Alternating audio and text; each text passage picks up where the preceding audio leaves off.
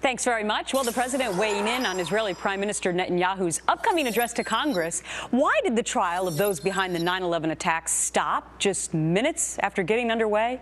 And is your TV spying on you? Can it actually listen to what you're saying? Hi, everyone. I'm Gretchen Carlson. The real story starts right now. Start with a Fox News alert because primary focus at the White House today, Ukraine, as President Obama meets with German Chancellor Angela Merkel and then speaks to the press. Ukraine, of course, where violence between Chancellor Merkel's reaction to that, Julie. I think when President Obama said, and neither would she ask for a meeting with me 2 weeks before an election, she was like, yeah, you got that right. President coming and being seen as a world leader before he became president of the United States, one. Two, there is no better advocate for the concerns Israelis have than Benjamin Netanyahu. His coming to the U.S. is more about keeping allies close, which is what makes President. Here's the interesting question in an editorial today. Was the White House really blindsided by all of this? Is it really possible that no one in the administration had an inkling that an invitation to Netanyahu would... Nobody, not Ambassador Dermer, not Bibi Netanyahu, nobody informed the White House. Details now about that shocking plane crash in Taiwan. Welcome back to The Real Story. So here's that incredible video I've been showing you a little snippet of as police try to save a man from a burning car. Here's more.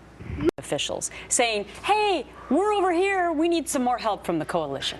Right, and I think this isn't just aimed at America. I think that this is aimed at putting pressure on the Arab world because they see that the worst thing that you can do is release these people where you can't control them. So anyone could have seen this coming, but this is also part of a bigger trend that's really very frightening.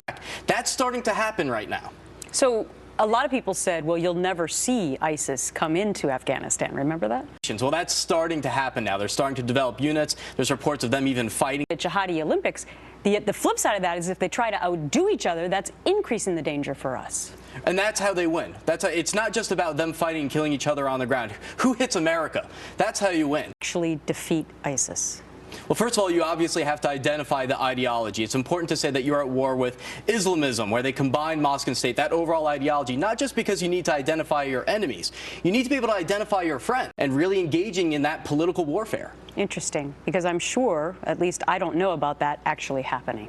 So we'll have to wait and see if we get on the ball with that. All right, right in your own home. Yep, could be hearing you.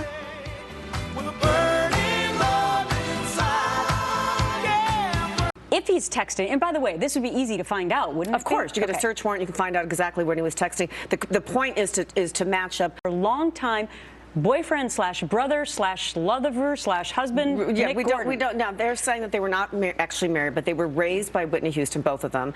And apparently, there's some research out there, some reports out there that he was angry with her over the years. As an officer, looks at the people close around. This is the guy, the friend. There was a friend there too, right? Exactly. Apparently, it was the friend who let the cable person in for an appointment, and says that Nick Gordon, he didn't know where he was at that time. The finds her in the bathtub, face down, and then he suddenly appears, Nick Gordon, and they give her CPR. CPR, exactly. So he's going to say, look, I had no idea, or elsewhere in the house. Right. Very interesting. All right, Lise, two very interesting topics. Thanks. Got it.